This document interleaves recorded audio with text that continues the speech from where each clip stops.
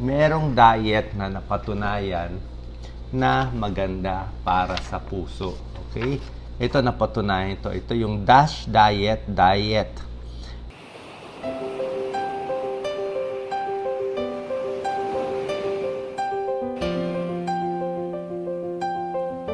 Dietary approach to stop hypertension, maganda para sa puso, maganda sa high blood, maganda sa diabetes. Matagal na tong diet na to, napatunayan na to ng doktor na talagang proven, bababa ang blood pressure. Simple lang naman yung diet eh. Alam naman natin to, prutas, gulay, low fat milk, bawas sa mamantika, makolesterol. Ang pinaka binabawasan sa DASH diet, pambaba ng high blood ay yung alat. Merong DASH sodium diet, binababa nila talaga yung alat. So kung ibang tao, mga 4 grams a day, ito mababa lang. Mga 1 gram lang, 1,500 milligrams lang. Binababa yung alat para mabawasan yung manas, yung tubig sa katawan, bababa ang blood pressure. Okay? Basically, ito yung mga tinuturo natin. Mas maraming gulay. Simple lang. Isu-shortcut ko sa inyo. Mas maraming gulay kakainin lagi. Hindi ko makain ng gulay. Bawat merienda, lalagyan ng prutas. Babawasan yung mga delata. Delata medyo maalat. Delata din na yung canned na fruits. Matamis din masyado. Yung syrup. Pagdating sa mantikilya, kalahati lang nito. O mantika. Kung ano yung mantika nyo dati, gawin nyo lang kalahati. Kung dati mag-butter kayo, 1 kutsara, gawin mo kalahati.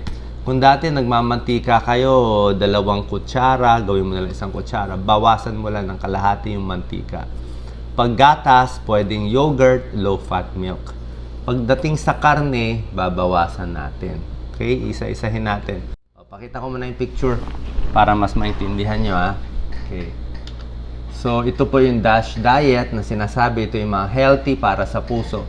High blood, diabetes, sakit sa puso, katabaan, arthritis, pwede ito lahat. Okay? So, nakita nyo, meron pa rin siyang carbohydrates. May kanin na tinapay, maraming prutas, maraming gulay, isda, oatmeal, at prutas. Lean meat. Okay? Ito muna yung mga bawal. Bawal talaga sa high blood yung alat. Okay, kumakain din ako ng noodles kung wala talaga makain, mabilisan. Pero, ang ginagawa ko, hindi ko iniinom yung sabaw.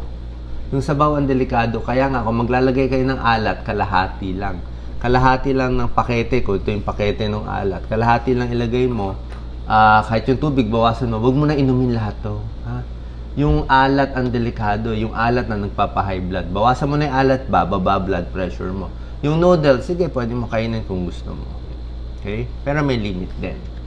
Ito yung mga bawal sa high blood, sa diabetes, sakit sa puso. Kita nyo, maalat siya, maalat ang noodles, maalat ang fries, mamantika, at maalat ang mga preserved meat, mga bacon. Tingnan mo yung mantikilya, bawasan. Tingnan mo ang sugar sa soft drink, sa iced tea. Tingnan mo yung alat dito. Kaya na binabawasan. Alam nyo naman, masarap to kainin pero sobrang alat, mamantika, nakababad, mamantika, maalat at sobrang tamis pa ng drinks. Kaya talagang dami nagkakasakit ngayon, nagiging overweight. Ito naman yung mga pagkain mabuti para sa puso. Papakita ko yung mga mabuti. Oatmeal, pampababa ng cholesterol. Alam nyo po yan, di ba? Pwede lagyan ng saging, kung ano pa mga prutas. Saging, napaka-healthy, may potassium, may tulong para makontrol din yung blood sugar. Olive oil, isda, very healthy ang mga isda, mga 2 to 3 times a day. Yogurt, low-fat milk. Strawberry, siguro sa Baguio na lang para mura. Green tea, chamomile tea, at sari-saring gulay ang pwede. So, ipapakita ko na yung summary kung ang gaano karami ang pwede nyong kainin. Ito po yung summary eh. Papakita natin yung summary ng DASH diet. Ito kasi proven na to eh. Siguro may mga 40 years na to na proven. 30, 40 years na talaga nakakababa. Alam ko maraming diet ngayon. Merong keto, may intermittent fasting. Pwede rin naman yan kung gusto nyo itry. Pero ito kasi subok na talaga. Na talagang proven nakakababa. Dito sa DASH diet, pwede ka kumain ng carbohydrates. Ayan, no? Meron kang 6 to 8 servings ng carbohydrates. So, hindi ka gugutumin sa kanin. Gaano karaming kanin ng 6 servings? 6 to 8 servings? Isang servings kasi half cup of rice eh. So, half cup of rice, ganito karami. Okay? Ang half cup of rice, para siyang mouse. Maliit to, parang Jollibee ba? Ganito ba kaliit? O McDo? So, pwede ka mag 1 cup of rice, 2 servings na yun. So, 1 cup of rice, 3 times a day, mga 6 servings yun. Pwede na yun. Yun na pinaka-carbohydrates mo. Gusto mo gawing tinapay, isang pandesal o 2 pandesal. Diba? So, pwede kang 1 cup, 1.5 cup. Siguro kung nagtatrabaho, pwede mo damihan. Pero ganun lang yung average. Mga 3 cups to 4 cups in a day. Pinakamarami. Pwedeng kanin, pwedeng tinapay. Okay? So, allowed ka magkanin dito sa DASH diet. Pagdating naman sa gulay, pakita natin. Ayan, pinakita ko sa inyo. Allowed siya mag-carbohydrate.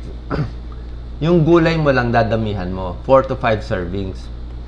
Ibig sabihin, isang serving mga ganito. Ayan, marami-raming gulay. Kung makakain po kayo ng isang platitong gulay, umaga, tanghali, gabi, so pilitin nyo lagi may salad, may gulay. Kasi nakakababa rin yan ng blood sugar, mas maganda sa tiyan, good for the stomach, good for the heart, maganda po yung gulay, marami pang vitamins. So dinadamihan natin gulay, ano? Allowed siya. Ha? Hindi bawal. Kangkong, spinach, ampalaya, ito, pepper, lahat ng gusto mong gulay. Pakita natin. I-focus natin yan para makita nila. Pagdating sa karne, ito ang dito tayo magkakatalo. Sa ibang diet, pwede lahat ang karne. Pero dito sa DASH diet, binabawasan nila yung karne. Mga bawas siya. Pinapakita ko nga, ito nga yung sample natin. Deck of cards. Okay? Eksakto natin. 3 ounces cooked meat. So, pag 3 ounces na cooked meat, mga 6 ounces a day lang. Ganito, mga 3 ounces to eh. So, sa tanghalian, ganito kalaking pwedeng baka, baboy, isda, o kasama isda eh, isda, o manok, ganito lang po kalaki. Tapos sa gabi, ganito rin kalaki. Pero sa tingin ko, sa pag-aaral ngayon, kahit damihan nyo, tingin ko, pwede naman eh. Kahit 3 deck of cards, feeling ko pwede pa rin. Hindi naman ganun kasama eh. So, 2 nito sa araw o 3 nito. Pero hindi yung maramihan na puro lechon, puro yun lang ang kakainin. According dito sa proven DASH diet. Nasa sa inyo po kung anong diet na gusto nyo.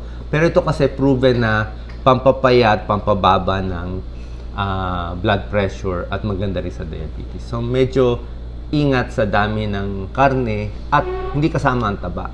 Puro lean meat lang ang gusto nila. Okay?